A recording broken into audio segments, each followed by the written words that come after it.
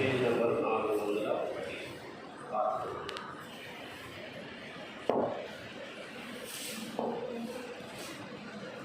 మొదటి అధ్యాయము 3వ వచనం అందరూ కలిసి చదువుతున్నాం. మొదటి అధ్యాయము 3వ వచనం అందరూ కలిసి చదువుతున్నాం. వారు చెరపట్టబడిన వారిలో శేషించిన వారు ఆ దేశంలో బహుగా శ్రమను నిందను పొందుతున్నారు. మరియు యెరూషలేము యొక్క ప్రాకారము పడద్రోయబడింది, దాని గుమ్మములను అగ్ని చేత కాల్చబడింది అని నాతో చెప్పి ప్రార్థన చేస్తున్నాను. ప్రేమల తండ్రి, మీ నామానికి మహిమ ఘనత ప్రభావాలైన అయా మరి నెహెమ్యా గ్రంథంలో మొదటి అధ్యాయము అయినా మరి 3వ వచనం ద్వారా ప్రభా అయా మరి యొక్క వాక్య భాగాన్ని ఆధారం చేసుకొని అయినా మరి కొన్ని విషయంలోనైనా మరి ధ్యానించుకుంటుగా మీ యొక్క కృపాసనేది తోడుగా ప్రార్థిస్తున్నాను. ప్రభా సహాయం చేయండి. అయినా మరి నెహెమ్యా ద్వారాగా మరి మీరు చేసినటువంటి అద్భుత ఆశ్చర్య కార్యమును బట్టి వందనాలు చెల్లిస్తున్నాను. దేవా మరి ఆ యొక్క నెహెమ్యాను వాడుకున్నట్టుగా ప్రభువా అయ్యా మరి మమ్మల్ని కూడా మీరు వాడుకుంటున్నామని ప్రార్థిస్తున్నాను. దేవా కనికరించండి. యేసుక్రీస్తు వారి పరిశుద్ధ నామములో స్తుతించి ప్రార్థించి అడిగి వేడుకుంటున్నాను తండ్రి, ఆమేన్.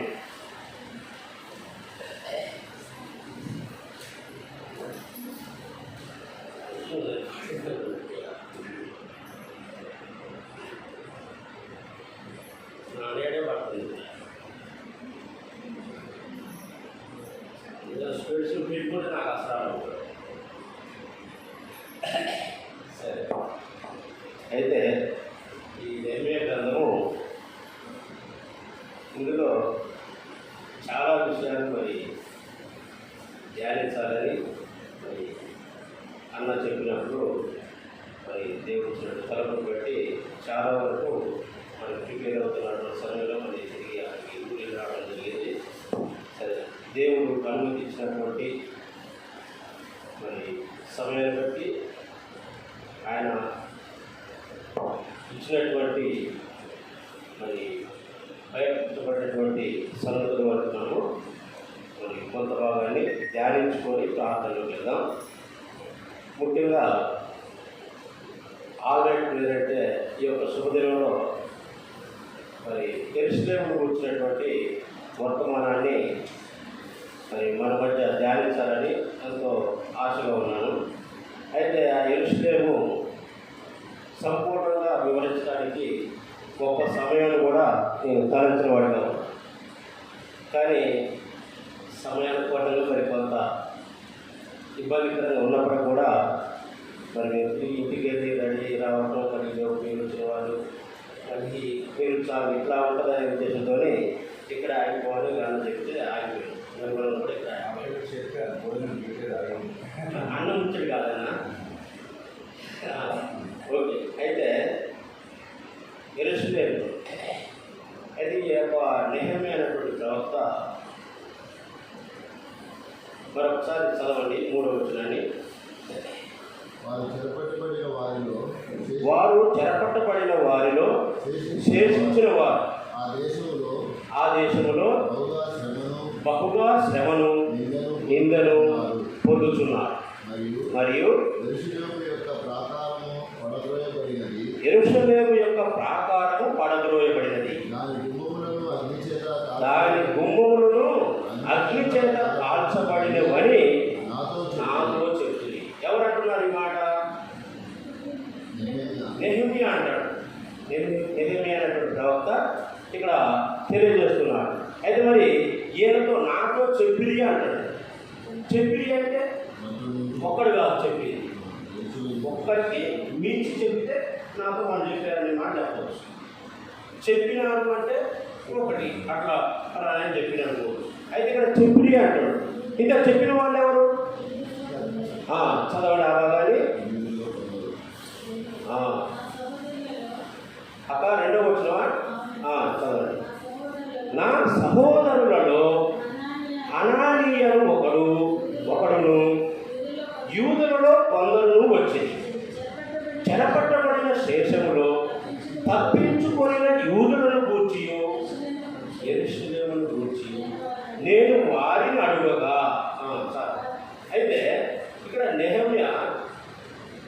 ఉన్న యూదుల్లో ఉన్నటువంటి కొందరు చెరపట్టబడి వాళ్ళు అందులో చెరపట్టబడినటువంటి ప్రజల్లో తప్పించుకొని వచ్చినటువంటి విశేషించినటువంటి కొంతమంది ప్రజలు ఉన్నారు.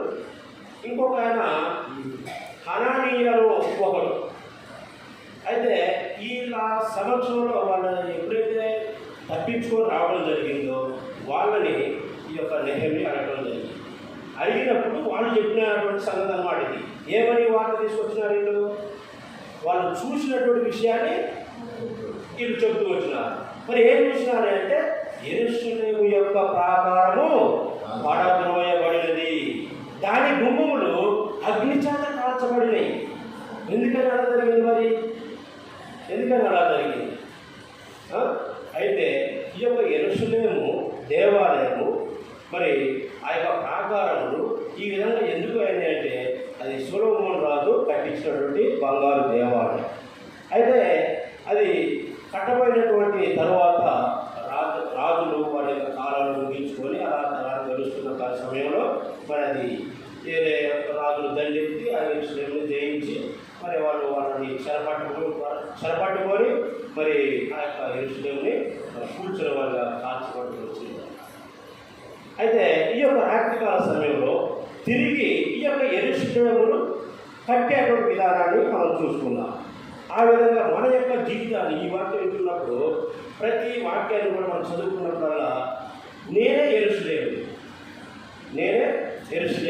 లేదా యెరూషలేములో నివసించు నివాసినిగా భావించుకొని ప్రతి వాక్యాన్ని కూడా మనం అన్వయించుకొని మరి అక్కడ ఎలాంటి ప్రజలు ఉన్నారు, ఎలా అది తిరిగి కట్టబడుతూ ఉన్నది అనేటువంటి విషయాన్ని మనము చక్కగా ధ్యానించుకుందాం.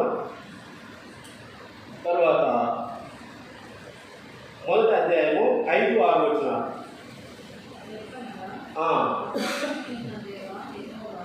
ఎట్లనగా ఆకాశమందున్న దేవా యెహోవా, భయంకరమైన గొప్ప దేవా, నిన్ను ప్రేమించి నీ ఆజ్ఞలను అనుసరించి నడుచు వారిని కటాక్షించి వారితో నిబంధనను స్థిరపరచువాడా.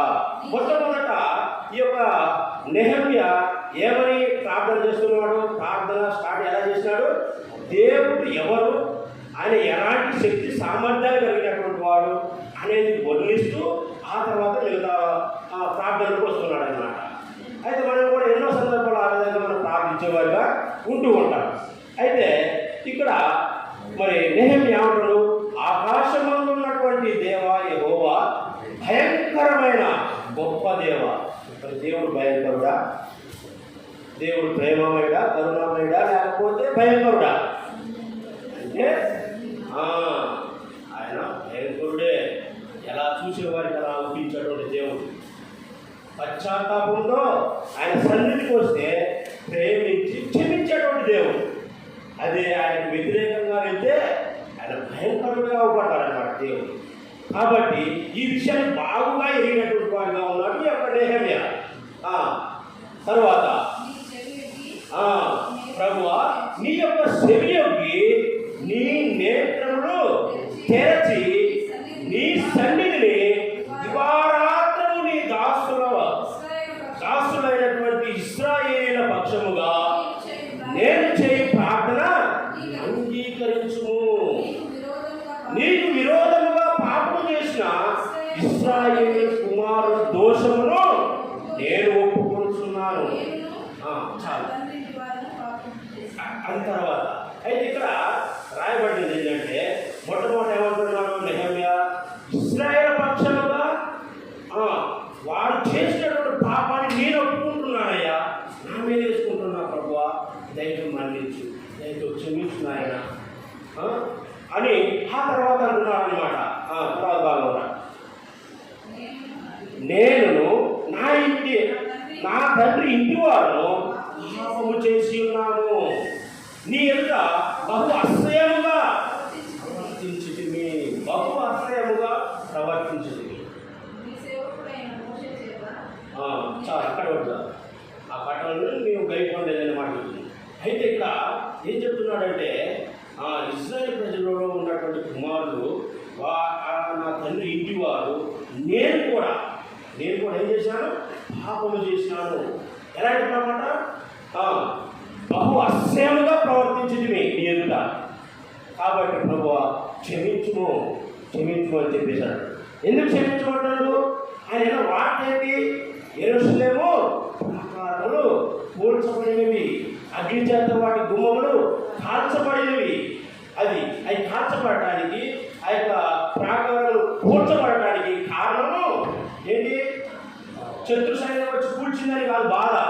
నేను నా తండ్రియు ఇశ్రాయేలు ప్రజలు చేసినటువంటి పాపాన్ని బట్టి ఇది జరిగింది తండ్రి, దయతో మన్నించు. మనమైతే ఏమనుకుంటాం? పలానోడు వచ్చి ఇట్లా చేసేసినాడు, వాళ్ళ మీద వెనక ప్రయత్నం చేస్తాం. కానీ నెహెమ్యా అలా కాదు. అయితే మనం కూడా ఏం చేయాలంటే దీన్ని బట్టి మనం ప్రతి దాన్ని కూడా మనకు అన్వయించుకుంటున్నావా, నా యొక్క తల్లిదాన్ని బట్టి నన్ను మన్నించు అని చెప్పేసి ఆ విధంగా ఆ యొక్క మరి మన గమనంలోనికి యొక్క మరి ఈ విషయాన్ని మనం తీసుకొచ్చే వారిగా ఉండాలని మనం చేస్తున్నాం. అలాగే 6వ వచనం కంప్లీట్ అయిందమ్మా. ఓకే. తర్వాత నెహెమ్యా 2వ అధ్యాయము మొదటి 8 వచనాలు. 9వ వచనం కూడా చదువుతారు. 9వ వచనం మొదటి 9, 8 మధ్య భాగం నుంచి. అదేమనగా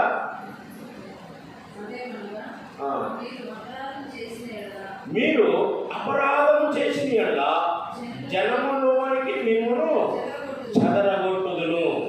అయితే మీరు నా వైపు తిరిగి నా ఆజ్ఞలను అనుసరించి నడిచిన యెడల భూదిగంతముల వరకు మీరు తోలివేయబడినను అక్కడ నుండి సహా మిమ్మును పూడ్చి నా నామము ఉండుటకు నేను ఏర్పరచుకున్న స్థలములకు మిమ్మల్ని రప్పించదని నీకు శరణించుతుంది కదా. అంటే ఈ మాటని నెహెమ్యా దేవుడు మర్చిపోయిందా? దేవుడిని జ్ఞాపకం చేస్తుంది. ఏమని జ్ఞాపకం చేస్తుండు? ప్రభువా నీవు అన్నావు కదా, నీ ఎదుట నీ పాపం చేసి అపరాధం చేసి ఉన్నప్పుడు నువ్వు మమ్మల్ని చెదరగొడుతున్నావు కదా. అలా చెదరగొట్టినప్పటికీ తిరిగి మళ్ళీ మేము ఊదిగంటలో మేము చెదరగొట్టబడినా అక్కడ నుండి మేము నీకు మొరపెట్టినట్లయితే అప్పుడు నీవు వాళ్ళందరూ కూడా అయితే సమకూరుస్తావు, తిరిగి మమ్మల్ని ఈ స్థలానికి రక్షిస్తావు అని చెప్పేసి మాటించావు కదా ప్రభువా అని చెప్పేసి దేవుణ్ణి వేడుకునేవాడు కావాలి. ఇంకా కింది 11వ వచనం యెహోవా చెవియొగ్గి నీ దాసుడైన నా మొరను నీ నామమును భయభక్తులతో గణపరచుటయందు ఆనందించు నీ దాసుల మొరను ఆలకించి ఈ దినము నీ దాసుని ఆలోచన సఫలపరచి ఈ మనుషుడు నా యందు దయచూపునట్లు అనుగ్రహించమని నిన్ను బతిమాలుకుంటున్నాను అని ప్రార్థించి రాజు దగ్గరికి వెళ్ళింది అన్నమాట. ఆ రాజు దగ్గరికి వెళ్తాడు.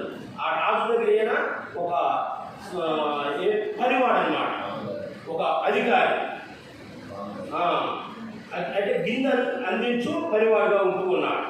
కాబట్టి ప్రభువా ఆయన దగ్గర ఎవరితో ప్రార్థన చేసుకుంటాడు. ఎందుకు? ఆయన రాజు, ఆయన దగ్గర సర్వాధికారం ఉంది భూమి మీద జరిగించడానికి. అయితే దీనికి మించి సర్వ సృష్టి మీద అధికారం కలిగినటువంటి దేవాది దేవుని జ్ఞాపకం చేసుకుంటాడు. దేవాది దేవుని జ్ఞాపకం చేసుకొని దేవా నేను రాజు దగ్గరికి వెళ్తున్నాను కాబట్టి నేను నిన్ను బతిమాలుకుంటున్నాను, నా ప్రార్థన జర ఆలకించుతండి అని చెప్పేసి ప్రార్థన చేసుకొని అప్పుడు రాజు దగ్గరికి వెళ్తాను అన్నమాట. రాజు దగ్గరికి వెళ్ళేటప్పటికల్లా ఈయన హృదయంలో ఏముంది? ఎన్నటువంటి వార్త ఏంటి?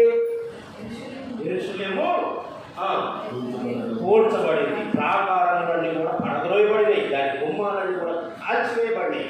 ఇదంతా లోపల బాగుంది. ఈ వార్త విన్న తర్వాత భోజనం చేయగలరా? నీళ్ళు త్రాగలరా? లేదన్నమాట. కాబట్టి రాజు ఇప్పుడు బాగానే ఏం జరిగిందో 2వ అధ్యాయంలో చూద్దాం. మొదటి 8 వచనాలు.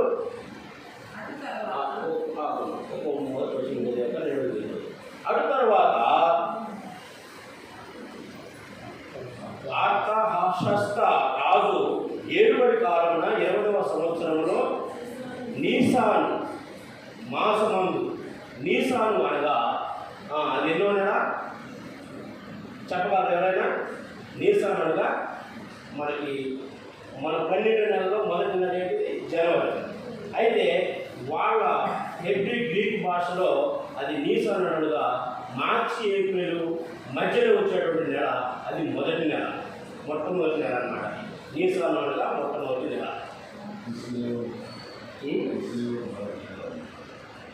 అర్థం కాదు. సరే, ఇక్కడ ఉన్నది మనం కిస్లేవు అనేది 9వ నెల. కిస్లేవు అదక ఈ లైటింగ్ జరిగిపోక నాకు కొంచెం కిస్లేవు అనగా అది 9వ నెల. ఈ 9వ నెల అంటే నవంబరు డిసెంబరు మధ్యలో వచ్చేటువంటిది అన్నమాట. మనం ఏం చేస్తామంటే డేట్ లెక్కించాలంటే మొదటి తారీఖు నుంచి 30 వరకు ఒక నెల మనం లెక్క కడతాం. అదేంటంటే మన నవంబరు నెల 15వ తారీఖు నుంచి డిసెంబర్ 15వ తారీఖు వరకు అది ఒక నెల వాళ్ళకి.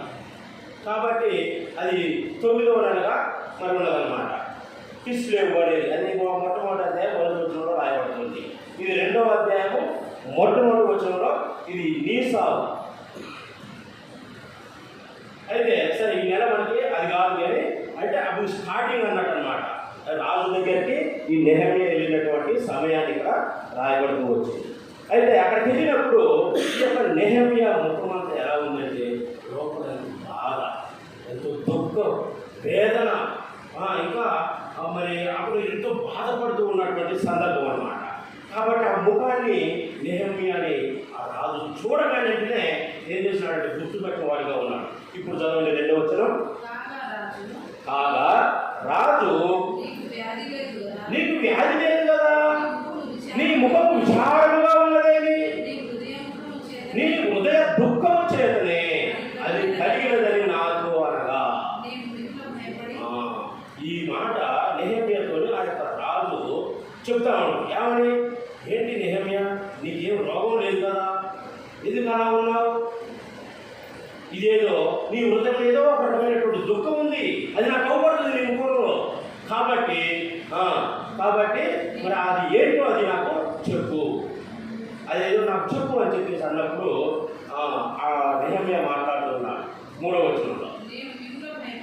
అనగానే వెంటనే నేను ఏం చెప్పలేదు రాజుకి.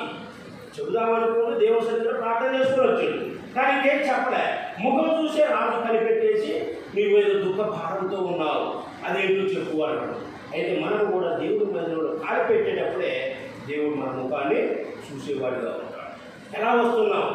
దుఃఖంతో వస్తున్నామా, భారంతో వస్తున్నామా, సంతోషంతో వస్తున్నామా, ఏ పరిస్థితుల్లో ఉన్నా మన దేవుడి సన్నిధికి వస్తున్నాము, ప్రతిదీ కూడా దేవుడు వెంటనే కనిపెట్టేవాడుగా ఉంటాడు. ఒక మనుషుని ముఖంలో పీఠను చూసి కనిపెట్టగలిగినప్పుడు దేవుడు మనుషుల యొక్క హృదయ అంతరంగంలోని కూడా కనిపెట్టగలిగినటువంటి సమర్థుడుగా ఉంటూ ఉన్నాడు.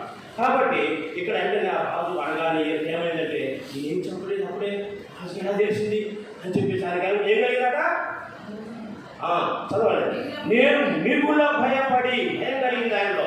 మిగుల భయపడి, రాజా చిరంజీవి ఎవరు కాక నా పితరుల సమాధుల పట్టణము పాడైపోయింది, దాని గుమ్మములు అగ్ని చేత కాల్చబడినాయి, నాకు దాన్ని బట్టి దుఃఖము కలుగుతున్నది ప్రభువా అని చెప్పేసి తన యొక్క గోడంతా, తన యొక్క దుఃఖమంతా అక్కడ వెళ్ళబట్టిన వాడిగా ఉంటున్నాడన్నమాట. అప్పుడు రాజు చదవండి 4వ వచనం. అప్పుడు రాజు, అయితే ఏం కావాలి నీకు? ఓకే, అవి అలా అయినాయి, దాన్ని బట్టి నువ్వు బాధపడుతున్నావు, నువ్వు దుఃఖపడుతున్నావు, కానీ నీకు ఏం చేయాలో చెప్పు అని చెప్పేసి చక్కగా రాజు సమ్మతించిన వాడిగా ఉంటున్నాడు. నేను ఆకాశమందలి దేవునికి ప్రార్థన చేసి రాజుతో, చూడండి, రాకమునుపు దేవుని సన్నిధిలో ప్రార్థన చేసి రాజు దగ్గరికి వెళ్ళినవాడుగా ఉన్నాడు. అయితే ఇక్కడ మరి నీకేం కావాలన్నప్పుడు అడిగేటప్పుడు కూడా మళ్ళీ ఏం చేస్తున్నాడు? దేవునికి ప్రార్థన చేసి, మనసులో దేవునికి ప్రార్థన చేసి అప్పుడు ధైర్యం తెచ్చుకొని చెప్పేవాడిగా ఉంటున్నాడు ఏం కావాలని అటువంటి విషయాన్ని. నేను చదవండి, నీ సముఖమున నేను దయ పొందిన ఎడల నా పితరుల సమాధులను పట్టణమును తిరిగి కట్టునట్లుగా నన్ను యూదా దేశములకు పంపునని వేడుకొనుచున్నానని మనవి చేసెను. ఎలాంటి మనం చేసిన వాడుగా ఉన్నాడు? మా పితరుల సమాధులు పట్టణము యెరూషలేము పట్టణము పాడైపోయింది కాబట్టి దాన్ని నేను మరి తిరిగి కట్టడానికి నేను వెళ్ళాలి, అట్టి పర్మిషన్ నాకు దయచేయాలని చెప్పేసి రాజుని వేడుకున్నవాడుగా ఉన్నాడు. అప్పుడు రాజు కూడా చక్కగా పంపడానికి ఇష్టపడినవాడుగా ఉన్నాడు. ఇష్టపడినవాడుగా ఉండి సరే ఎన్ని వాక్యం రాజులే ఇష్టపడి చక్కగా మరి పంపించడానికి సిద్ధపడినవాడుగా ఉన్నాడు రాజు. ఆ తర్వాత 17వ వచనం, రెండవ అధ్యాయం 17వ వచనం. మనకు కలిగిన శ్రమ మీకు తెలిసి ఉన్నది. యెరూషలేము ఎట్లా పాడైపోయినో దాని గుమ్ములు అగ్ని చేత ఎట్లు కాల్చబడినో మీరు చూసి ఉన్నారు.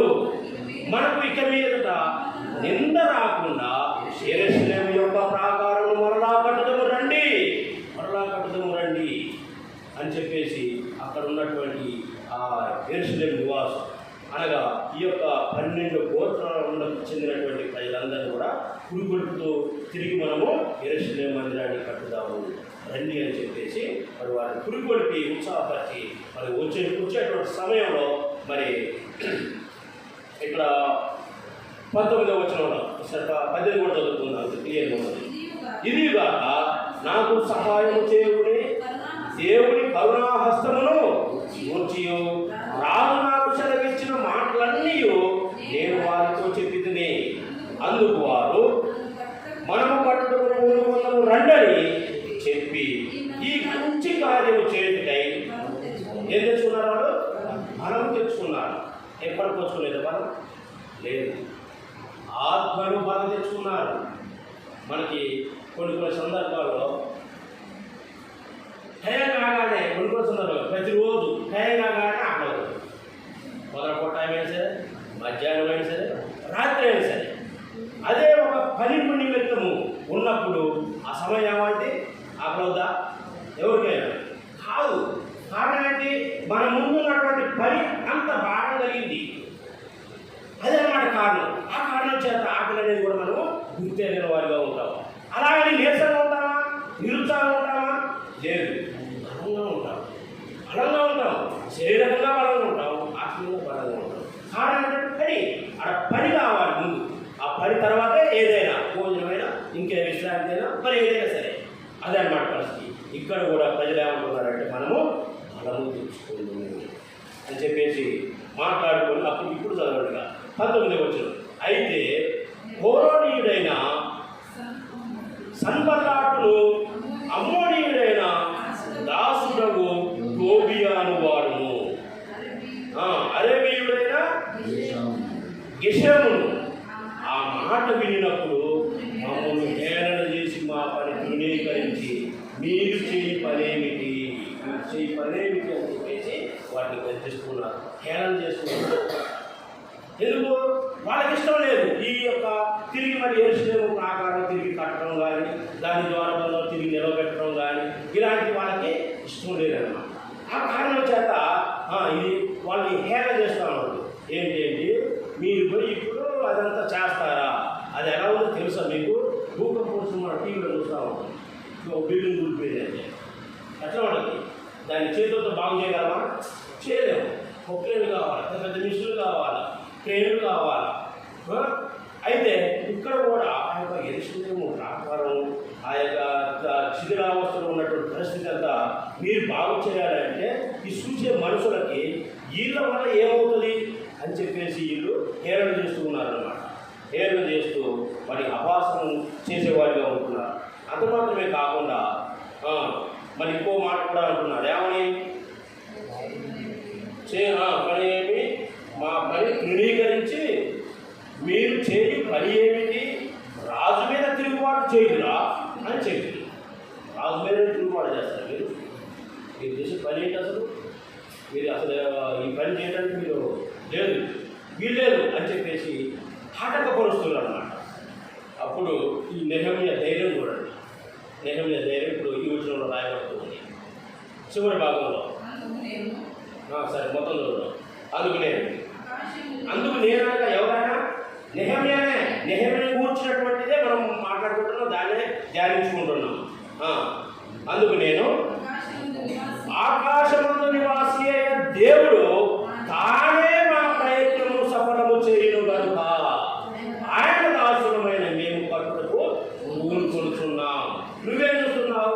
మమ్మల్ని ఇక్కడ ఉన్నటువంటి 10 మందినే చూస్తున్నావు. కానీ మాకు ఆకాశమందు సింహాసనాసీనుడైనటువంటి యెహోవా వైపు మేము చూస్తున్నాం. ఆయన మాకు సహాయకుడు కాబట్టి ఆయన ఈ యొక్క కార్యాన్ని సఫలపరిచేవాడుగా ఉంటాడు అని చెప్పేసి ఇంకేమంటున్నాడు? చదవండి. మేము కట్టుకు పూనుకొనుచున్నాం.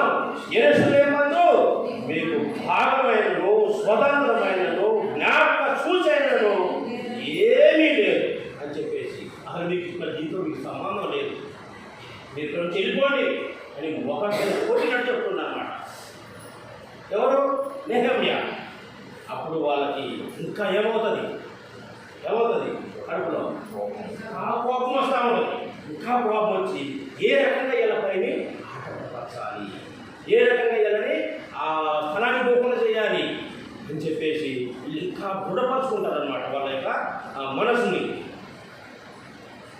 తర్వాత 2:19 అయింది కదా. తర్వాత 3వ అధ్యాయము 5వ వచనం.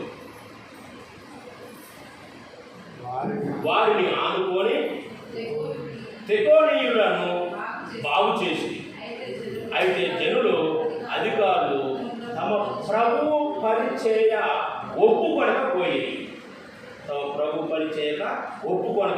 ఎందుకు ఒప్పుకోలేకపోయినారు వాళ్ళు అంటే వాళ్ళు ఈ ఎవరైతే వారిపై అధికారంగా ఉన్నారో ఎవరు ఇందా మనం చదువుకున్నటువంటి భాగంలో సడ్బల్లాటు వీళ్ళు వాళ్ళు చెప్పుకుంటే వాళ్ళ అధికారం కింద ఉన్నటువంటి ప్రజలు వాళ్ళ మాట వినట్లేదు. ఒప్పుకోకపోయి పాత కుంభములను బాగు చేయవారును అనగా ఇవాళ ఈస్టర్ తీసేసినాడు అన్నమాట. అంటే ఒక్కొక్కరికి మందిరం ఓడ్చడం ఒక పని, లేకపోతే కడగడం ఒకరికి, లేకపోతే సాపు వేయడం ఒకరికి, లేకపోతే ఇంకా వేరే పైన అన్ని పనులు సత్యం జరుగుతున్నాయి లేదా అని చూడటం అట్లా ఒక్కొక్క పైన ఒక్కొక్కరికి అప్పచెప్పినట్లుగా ఇక్కడ ఆ యొక్క మరి దుర్భరమైనటువంటి పరిస్థితులు ఉన్నటువంటి ఆ యొక్క యెరూషలేము ప్రాకారం గుమ్మములు అన్నీ కూడా కూల్చబడి కాల్చబడి ఉన్నటువంటి దగ్గర ఒక్కొక్క పనిని ఒక్కొక్కరికి అప్పగించి వారి పనులు సంపూర్తి చేయడానికి మరి గ్రూపులుగా చేసేసి వారి పనులకి అప్పగించిన వారిగా ఉన్నారు. అలా వారి పనులు చేసుకుంటూ వెళ్తున్నటువంటి తరుణంలో 3వ అధ్యాయము 4వ అధ్యాయము మొదటి నుంచి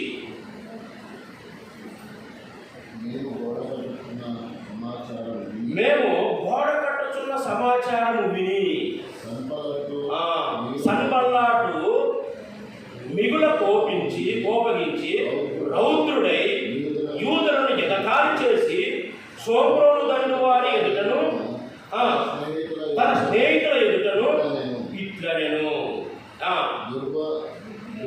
దుర్బులైన ఈ యూదులు ఏమి చేయుదురు? తమంతట తామే ఈ పరిచయం ముగింతురా, బలుడు అర్పించి బలపరుచుకుందురా, ఒక దినమందే ముగింతురా, కాల్చబడిన చెత్త కుప్పలుగా పడి రాళ్ళను మరలా బలమైనవిగా చేయుదురా అని అక్కడ ఉన్న పరిస్థితి అంతా చెబుతున్నాడు. వాళ్ళతో అంటుండనమాట. మరి ఎలా అంటున్నాడు? ఒక సమ్మతించి మరి మీరు ఇదంతా చేయగలరని అట్లా నిమ్మల్ని చెప్పట్లే. ఏమని చెప్తుండు? నేను వాక్యాన్ని ఇప్పుడు మరి గట్టిగా ఎందుకు చదవాల్సి వచ్చిందంటే అక్కడ సందర్భాన్ని బట్టి అడగదు. అంతేగాని మీరు మరి దాన్ని వేరేగా కోణంలో ఆలోచన చేయకండి. మాకు వినపడుతుంది కదా ఎందుకంత గట్టిగా మాట్లాడుతుంది అనుకోకండి. అక్కడ సందర్భాన్ని బట్టి నేను అలా మాట్లాడాను. అలా చదివా వాక్యాన్ని. అర్థమైంది కదా? అయితే ఈ యొక్క సన్బల్లాటు అనేటువంటి ఆయన బాగా కోపం వచ్చింది. ఎందుకు కోపం వచ్చింది? వాళ్ళు గోడ కట్టుచున్నటువంటి సమాచారం ఏంటంటే అరే వాళ్ళ వల్ల ఏమవుతుంది అనుకున్నావు, మీరు ఆ చేసేదని ఎగతాళి చేసి వచ్చినా అయినప్పటికీ ఏం చేస్తున్నారు? గోడ కట్టడానికి పూనుకున్నారన్నమాట. ఈ యొక్క సమాచారం ఎప్పుడైతే ఆ సన్బల్లాటుకి మరి చెవులు పడిందో వెంటనే వచ్చేసి ఎలా వచ్చిండారన్నా శాంతంగా రాయబారం రాలే. కోపం వేరు, ఇప్పుడు నాకు 140 బీపీ, ఇంకా ఎక్కువ అంటే ఇంకా ఎక్కువ కోపం. అట్లా ఆ టైంలో వాళ్ళు నిధుల కోపం కలిగిన వాడిగా ఉంటూ ఉన్నాడు అనమాట. అయితే నా కోపం పెరిగిందని నా నరాలు చెప్పి నాకు ప్రమాదం, కానీ వారి కోపం ఆ ప్రజల మీద ఎంతో బాధ ఉందన్నమాట. అది మనకి బీపీని కోపం కాదు, తనంతా తాడే తెచ్చుకుంటాడు కోపాన్ని. ఎందుకు దేవుడు ప్రజలటువంటి అలాంటి మరి ఈర్ష్య, అపహాసం. అన్న సమయం చాలా ఉందని ఇంకా వెళ్తా ఉన్నా, దీన్ని ఆ మందిరం గోడ కట్టి దర్వాజ నిలబెట్టే వరకు చెప్తా. అర్థమైందా? మీరు కాకండి కాకండి. అయితే ప్రేమదాసానికి కొద్దిగా ఇబ్బంది మన్నించి సన్బల్లాకు మిగుల కోపగించి రౌద్రుడై యూదులను ఇక ఖాళీ చేసి ఆ యొక్క సోముడు దండు వారి ఎదుటికి వచ్చి తన యొక్క స్నేహితుడు ఎదుట ఇట్లాంటున్నాడు. దుర్బలుడైనటువంటి మీరు ఈ యొక్క యూదులు ఏం చేస్తున్నారు అసలు? వీళ్ళు తమట రామే ఈ పని జరిగిస్తారా? అంటే బరువు చేసి మీరు బలపరుచుకుంటారా? ఒక్కరోజే మీరు ఈ యొక్క ప్రాకారాన్ని తిరిగి కడతారా అని చెప్పేసి ఎగతాళి చేస్తూ రకరకాలుగా మాట్లాడుతున్నాడు. కాల్చబడినటువంటి యొక్క చెత్త కుప్పలన్నీ కూడా, ఈ రాళ్ళ కుప్ప అంతా కూడా మళ్ళా ఒక్కసారి బలమైనగా చేస్తారా మీరు అని చెప్పేసి అంటున్నారు. అప్పుడు ఇంకా మళ్ళీ ఇంకొక ఆయన ఇప్పుడు సన్బల్లాకు పలికినటువంటి మాట ఏనేమంటాడు? అమ్మోనీయుడైనటువంటి టోబియా అతని యొద్ద ఉండి ఏనేమంటాడు? వాడు కట్టిన దానిపైకి ఒక నక్క ఎగిరి పడినా, ఒక నక్క ఎగిరి పడినట్టయినా వారి గోడ పడిపోవునను. అంటే ఎంత ఎగరాలు చూడండి, ఎంత ఎగరాలు చేస్తాడు చూడండి. గోడాట నక్క ఎగిరి దూకితే కూలిపోతాడు, ఇవి కట్టే గోడ అంత సీట్గా తీసేస్తాడు అన్నమాట ఈ యొక్క దేవుని ప్రజలు. తర్వాత మా దేవా ఆలకించుము. నెహెమ్యా ఊరుకుంటాడా? అసలే ఊరుకోడు, ఇంకా బలంగా ప్రార్థన చేసేవాడుగా ఉంటుంది. మా దేవా ఆలకించుము, మేము తిరస్కారం పొందిన వారము. వారి నింద వారి తరల మీదకి వచ్చినట్లు చేసి వారు చెరపట్టబడిన వారై వారు నివసించే దేశంలోనే వారిని దోపులకు అప్పగించుము అని దేవుని సన్నిధిలో విజ్ఞాపన చేస్తున్నారు. మమ్మల్ని ఇలా ఎగసాలు చేస్తున్నాడు తండ్రి, కాబట్టి వారు కూడా చెరపట్టబడినట్టుగా చేయి ప్రభువా అని చెప్పేసి మరి దేవుడిని వేడుకునేవాడిగా ఉంటున్నాడు. అలా ప్రార్థన చేసి ఇంకా మరి ఐదవ విషయం, వారు కట్టువారిని బట్టి నీకు కోపం పుట్టించి ఉంది కనుక వారి దోషములు పరిహరింపకము, నీ వారి పాపములు తుడిచివేయకము. అయినను పని చేయుటకు జనులకు మనసు కలిగి ఉండను కనుక మేము గోడను కట్టుచుంటిమి, అది సగము ఎత్తు వరకు కట్టబడి ఉన్నది. దేవుని స్తోత్రం. ఎంతవరకు ఏంటంటే గోడ సగం పని పూర్తయిపోయింది, ఇంకా సగం ఉందన్నమాట. అయితే ఈ సగం గోడని ఏమంటాడు? ఒక నక్క ఎగిరి దూకితే అది పడిపోతుంది అని ఎగతాళి చేస్తుంది. అయితే ఇక్కడ మరి ఆ పని చేసేవారు కూడా ఎంతో ఉత్సాహంతో ఉన్నారు, పని చేయడానికి మనసు కలిగిన వారుగా ఉన్నారు, చాలా చక్కగా మంచిగా పనిచేస్తున్నారు తండ్రి. కాబట్టి మరి మేము పని చేస్తామని చెప్పేసి మరి ఆ యొక్క పనిలో కూడుకునేవారుగా ఉంటారు. అయినప్పటికీ కూడా 7వ వచనంలో సన్బల్లాటును, టోబియాయును, అరవీయుడును, అమ్మోనీయుడైనటువంటి అష్టోదీయుడును యెరూషలేము యొక్క గోడలు కట్టబడినని, గేటులన్నీ కప్పబడినని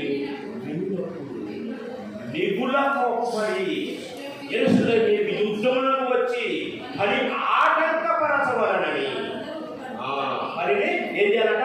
ఆటంకపరచాలని వారందరూ కట్టుబట్టి మమ్మల్ని కలతపరచగా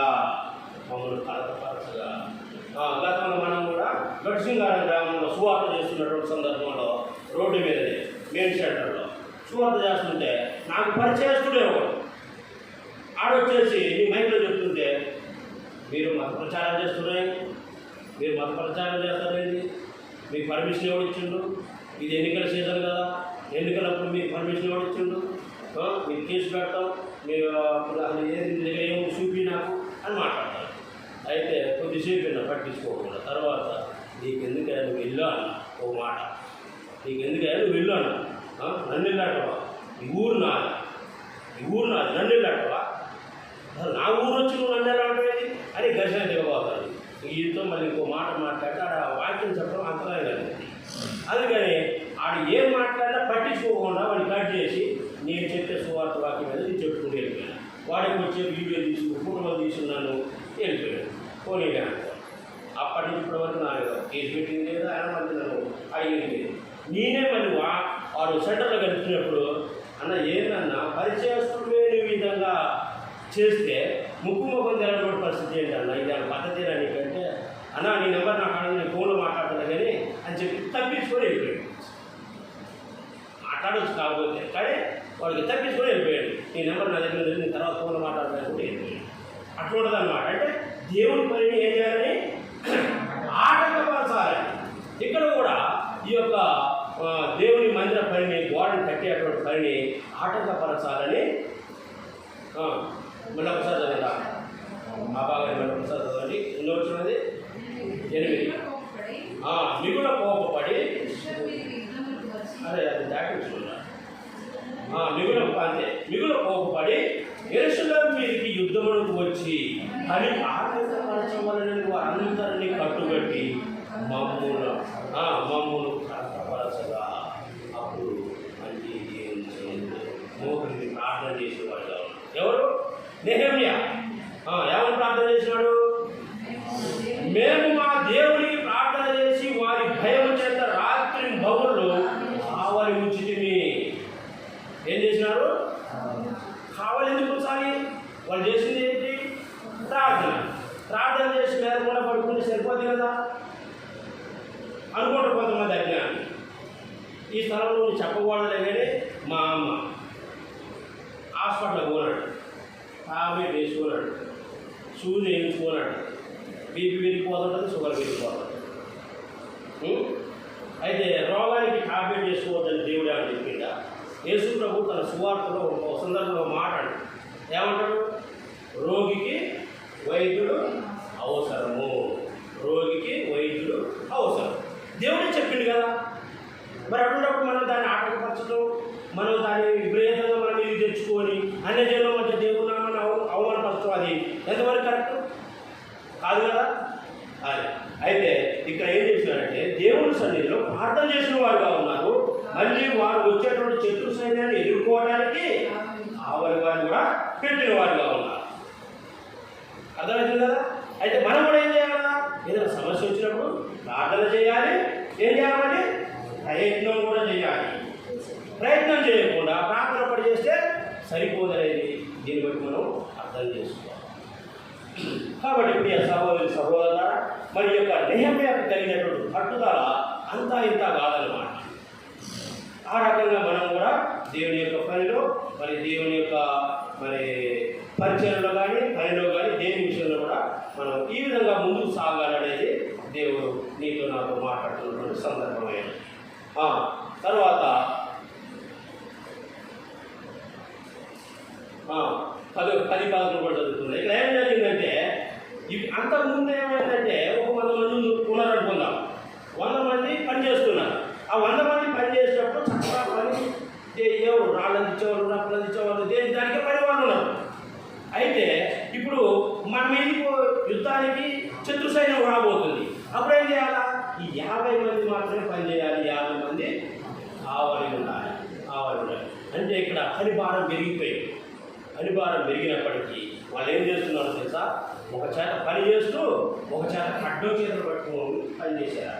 చూడండి, వాళ్ళ యొక్క విశ్వాసం కానీ, వాళ్ళ యొక్క ధైర్యం కానీ, వాళ్ళ యొక్క పట్టుదల కానీ ఎలా ఉంది? ఒక చేత ఖడ్గం పట్టుకొని ఒక చేతనేమో పని జరిగించేవాడుగా అవుతున్నారు. ఆ వచ్చిన చదవండి ఒకసారి.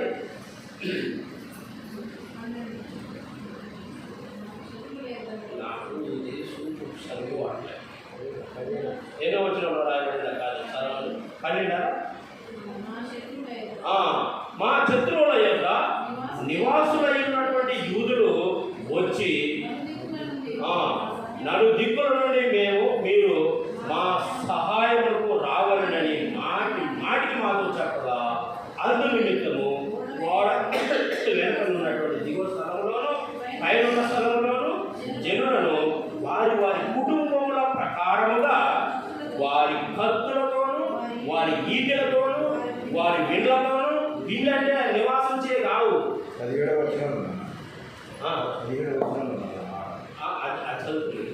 వీళ్ళు ఇట్లా వాళ్ళు పరిస్థితి ఎలా ఉందనేది ఇక్కడ చెప్తున్నాం. వాళ్ళ కుటుంబాలను బట్టి వాళ్ళ కత్తులు కటాకులు అని పట్టుకొని చేస్తున్నారు అనమాట.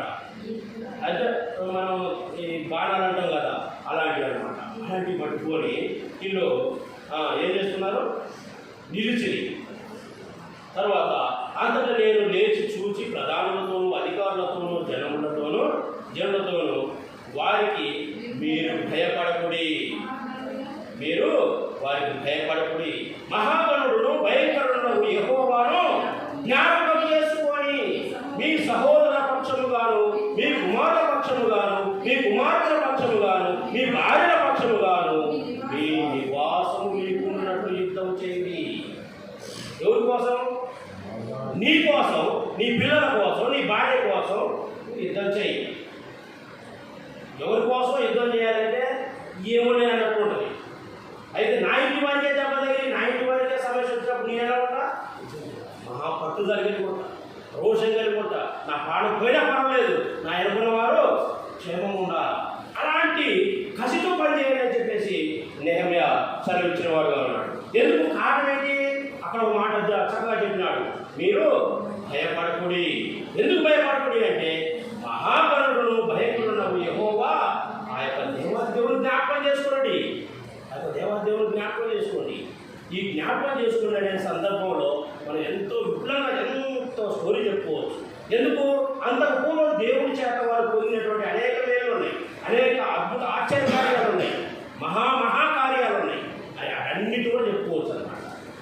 కాబట్టి వాటన్నిటి మీరు జ్ఞాపకం చేసుకోండి అని చెప్పేసి యుద్ధం చేయండి అని చెప్పేసి అన్నాడు. అన్నప్పుడు 15 వారి యోచన మాకు తెలియబడినని, ఎవరి యోచన? వారి యొక్క యోచన మాకు తెలియబడినని దేవుడు దాన్ని వ్యర్థపరచనని మా శత్రువుల సమాచారము వినగా ప్రతివాడు తన పనికి ప్రతివాడు తన గోడ దగ్గరకు వచ్చారు. అయితే అప్పటి నుండి నా పరివారంలో సగం మంది పని చేయించు వచ్చి, సగం మంది ఈటలను, బల్యములను, విల్లులను, కవచములను ధరించిన వారై వచ్చింది. అధికారులు యూదులను ఆయా ఇంటి వారి ఎనుక నిలిచిరి.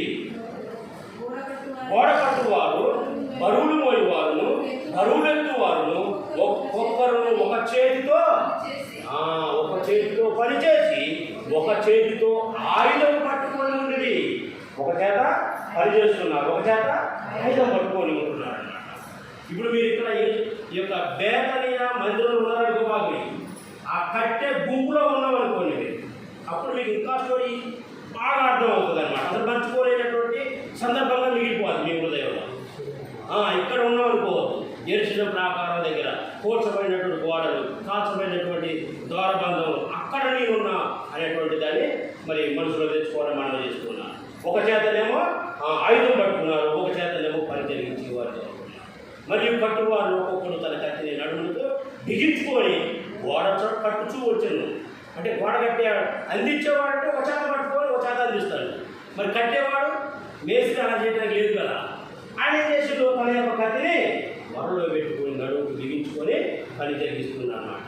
వచ్చిందా ఖడ్గం తీసి యుద్ధానికి సిద్ధంగా ఉన్నానని గుర్తు అనమాట. ఆ విధంగా చేస్తూ ఉన్నారన్నమాట. అట్లా ఆ గోడని కట్టే పనిలో వారు నిమగ్నమై ఉన్నారు. తర్వాత బిగించుకొని గోడ కట్టుచూ వచ్చింది. బాకా ఊరువారు నా యొక్క బాకానాథం వినబడును. ఎక్కడ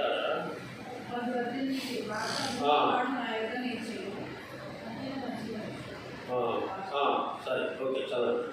బాకా ఊరువాడు నా యొక్క నిలిచాను. అప్పుడు నేను ప్రధానులతోనూ అధికారులతోనూ మిగిలిన వారితోనూ ఇట్లాంటివి ఏమంటున్నాడు?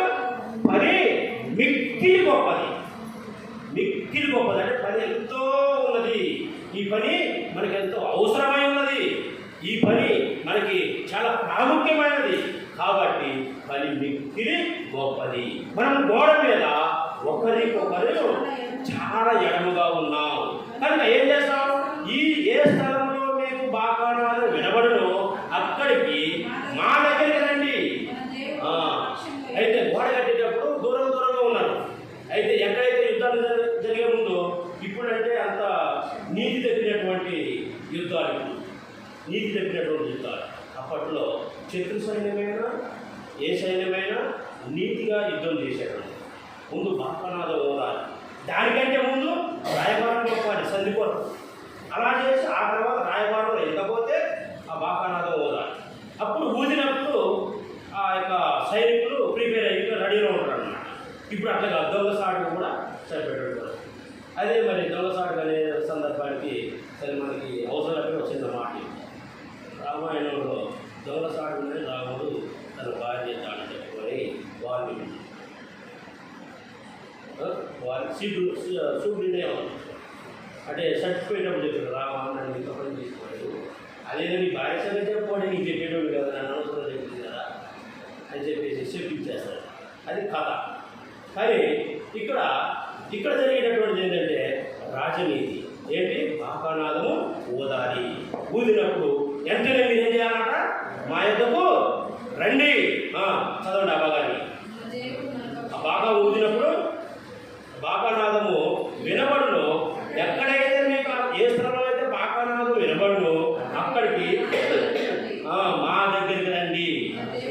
మన దేవుడు మన పక్షం యుద్ధం చేయను, ఆ ప్రకారం మేము పని యందు ప్రయాసపడి మీ విధంగా పనిచేస్తున్నాం అని ఇక్కడ చక్కగా మరి నెహెమ్యా తెలియజేస్తూ ఉన్నవాడిగా అవుతూ ఉన్నాడు. తర్వాత మరి ముగింపులోకి వస్తున్నాం. 6వ అధ్యాయము మొదటి 14 వచనాలు. 14 వచనాలు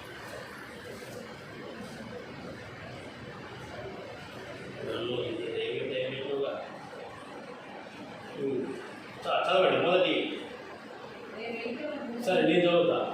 నేను ఇంకను గుమ్మములకు తలుపులు నిలబక ముందుగా దానిలో బేటలను లేకుండా సంపూర్ణంగా గోడను కట్టి ఉండగా సన్బల్లాటును టోపియాలను అరబీయులైనటువంటి గెషేమును నా చేతులలో మిగిలిన వారును విని సన్బల్లాటును గెషేమును నాకు ఏదో హాని చేయటకు ఆలోచించి ఇక్కడ ఒక కుట్ర పడుతున్నారన్నమాట.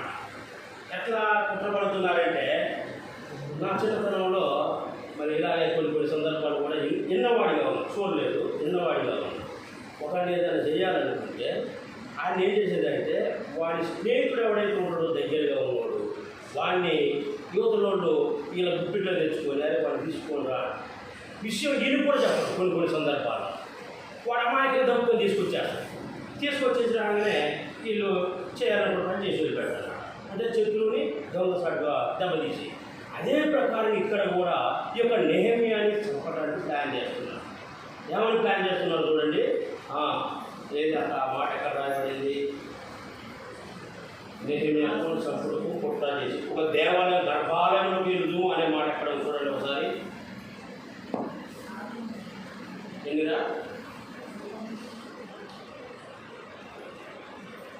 11లో చూడండి. నేను 10 నుంచి చదువుతాను.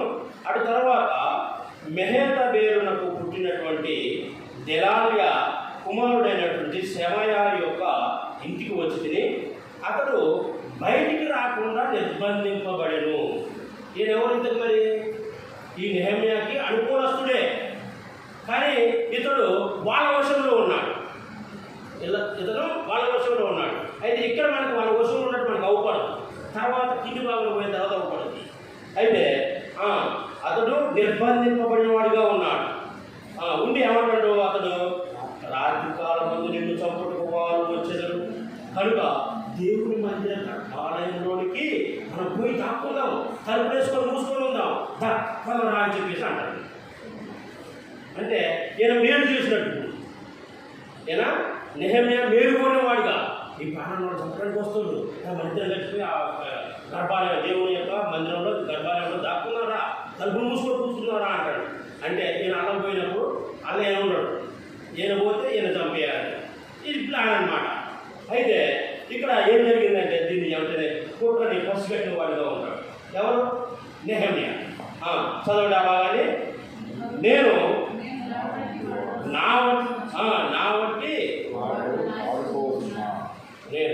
నా వంటి వాడు పారిపోవచ్చునా? ఇంతటి వాడనైనటువంటి నేను నా ప్రాణము రక్షించుకున్నట్టుకు గర్భాలయమున ప్రవేశించవచ్చునా? నేను అందులో ప్రవేశించి ఇంటిని. అప్పుడు దేవుడు అతన్ని పంపలేదనియు టోబియాయును సన్బల్లాటును అతనికి లంచమిచ్చినందున నా విషయమై ఈ ప్రకటన చేసినని తేటగా కనుగొంటిని. చూసారా ఏమన్నాడు? నాటి వాడు అలా పిచ్చి పొందలాగా వెళ్ళి నేను చాకోవడమా అని చెప్పేసి వాడిని ఎదిరించి మా ఉన్నప్పుడు వాడి ఎమ్మటి ముఖ ఫీలింగ్ అవ్వపాడు. అంటే తెలిసిపోయి ఇది ఒక కుట్ర జరుగుతున్నది, ఇది నన్ను చంపడానికి చేస్తున్నటువంటి ఎత్తుగడ అని చెప్పేసి ఆయనకు అర్థమైపోయింది అన్నమాట. నేను అందులో ప్రవేశించనంటిని. అప్పుడు దేవుడు అతన్ని పంపలేదని టోబియాయును సన్బల్లాటును అతనికి లంచమిచ్చినందున ఆ విషయమై ఈ ప్రకటన చేసినని తేటగా కనుగొంటిని. దీనివలన నాకు భయం పుట్టగా నేను అతడు చెప్పినట్లు చేసి పాపములో పడుదునని అనుకొని నా మీద నింద మోపునట్లుగా నన్ను గురించి చెడు వార్త పుట్టించుటకు వాడతనికి లంచమిచ్చి ఉండేది. ఇలా బొమ్మంటాడు గడియ పెట్టి బయటకు వెళ్ళి మళ్ళీ ఈయన ప్రజలు ఉంటారు కదా, నెహెమ్యా ప్రజలు ఇలా ఆయన ప్రాణం దక్కించుకోవడానికి వెళ్ళిపోయాడని మళ్ళీ డబ్బు సాగిపోయాడు. ఈ విషయాన్ని ముందుగానే దేవుడు తనకి బయలుపరిచినటువంటి విధానాన్ని బట్టి చక్కగా దాన్ని ఎదుర్కొన్నవాడిగా ఉంటూ ఉన్నాడు. తర్వాత 15వ వచనం చివరిగా వచ్చినాం. ఈ ప్రకారము ఏ రోజు మాసము 20వ దినమునందు అనగా 52 దినములకు ప్రాకారము కట్టుట సమాప్తమాయను. ఎన్ని రోజులు కట్టినాడు? ఒక గోడని 52 రోజులు పట్టి. ఇదే 52 రోజుల దాన్ని మన హైదరాబాద్ కల్వరి టెంపుల్ సతీష్ కుమార్ తన మందిరాన్ని కట్టడానికి దీన్ని నేను కూడా 52 రోజులు కట్టాలి. ఆయన అట్లా కట్టినంత మాత్రం నెహెమ్యా అయిపోతా కానే కాదు. కాకపోతే ఏంటంటే లోకంలో ఒక పేరు కోసం, లోకంలో ఒక పేరు, ఒక ప్రఖ్యాతి కోసం, అంతేగాని దానివల్ల ఒరిగేది ఉండదు అన్నమాట. అయితే ఈ ప్రకారంగా 52 దినములకు ప్రాకారమును కట్టుట సమాప్తమాయను. అయితే మా శత్రువులు ఈ సంగతి వినినప్పుడు, ఎప్పుడైతే కట్టడం పూర్తయిందో ఈ విషయం శత్రు సైన్యానికి తెలిసిపోయినప్పుడు ఏం జరిగిందట? చదవండి. వినినప్పుడు ఈ సంగతి వినినప్పుడు మా చుట్టూ నుండి అన్ని జనులందరూ జరిగిన పని చూసినప్పుడు వారు బహుగా అధైర్యపడి, ధైర్యంగా అధైర్యపడి అంటే భయం వాళ్ళలో గుండెల్లో రైలు పరిగెట్టున్నాయి అన్నమాట. అమ్మో, ఇజ్రాయేల్ ప్రజల, దేవుని ప్రజల, వారితో మనము సరిగా వారితో మనం పెట్టుకుంటే మనము బ్రతకము అని చెప్పేసి వారిలో భయానికి గురైన వారిలో ఉంటున్నారు. ఏలాగా ఈ పని మా దేవుని వల్ల జరిగినదని వారు తెలుసుకొనిది. ఈ పని వాళ్ళ శక్తి చేతనో, వాళ్ళ భక్తి చేతనో, వాళ్ళ యుక్తి చేతనో, వాళ్ళకు ఉన్నటువంటి ధాన్యాల చేతనో కాదు. ఇది ఎవరి వల్ల జరిగింది? వారి దేవుని వలన, వారు నమ్మేటువంటి దేవుడు ఎవరు, ఆ దేవుని వలనే జరిగింది అని వారు తెలుసుకున్న వారిగా ఉంటూ ఉన్నారు. ఈ విధంగా మరి దేవుడి యొక్క ఆ యొక్క యెరూషలేము ప్రాకారము, ఆ యొక్క గుమ్మములు మొదటి చదువుకున్నటువంటి భాగంలో ఒకసారి చూడండి. యెరూషలేము యొక్క ప్రాకారం పడదోయబడినది, దాని గుమ్మములు అగ్ని చేత కాల్చబడి, తిరిగి కాల్చబడినటువంటి గుమ్మాలు మళ్ళీ కొత్త కర్రలు తీసుకొచ్చి కొత్త గుమ్మాలు చేయించి నిలవబెట్టి వారిగా ఉంటూ ఉన్నారు. తర్వాత ప్రాకారాన్ని కూడా చక్కగా చాలా పకడ్బందీగా కట్టిన వారిగా ఉన్నారు. అయినప్పటికీ సరే, మిగతా భాగాన్ని దేవుని చిత్తమైతే మరొక సమయం దేవుడు అనుకూలపరిస్తే దాన్ని కూడా మనం ధ్యానించుకుందాం, ఇంతతో ముగించుకుందాం. మన యొక్క ఆత్మీయ జీవితాన్ని కూడా మరి ఎలాంటి పరిస్థితుల్లో మరి ఈ యొక్క ప్రాకారం కూర్చబడింది. వారు తండ్రులు, వారి ఇంటివారు, వారి పిల్లలు, వారు చేసినటువంటి పాపాన్ని బట్టి ఆ యెరూషలేము యొక్క గోడలు, ఆ యొక్క ద్వారబంధములు కూల్చబడుతూ వచ్చింది. అయితే మనము కూడా మన యొక్క పాపాన్ని బట్టి, మన పిల్లల పాపాన్ని బట్టి, మన తండ్రుల పాపాన్ని బట్టి కూడా మనం కూడా ఆ విధంగా ఆత్మీయ జీవితంలో కుంగిపోయిన వారిగా, పడిపోయిన వారిగా ఉంటున్నామా? తిరిగి నెహెమ్యా వారి నడుము కట్టుకొని మరి ఆ యొక్క గుమ్మములను నిలిపిన వారుగా, మరి ఆ యొక్క ప్రాకారంలో పెట్టిన వాడిగా ఎలాగైతే ఉంటున్నాడో మన యొక్క ఆత్మీయ జీవితంలో మనం కూడా నడుము కట్టుకొని మరి ఆ విధంగా ఆత్మీయంగా ఎదిగేవారిగా ఉండాలని మరి ఈ యొక్క మాట ద్వారా దేవుడు నీతో నాతో మాట్లాడుతున్నాడు. ఈ మాటను ఆధారం చేసుకొని మరి మన యొక్క ప్రార్థన విన్నపమును దేవుడి సన్నిధిలో విన్నవించుకునే వారిగా ఉందాం.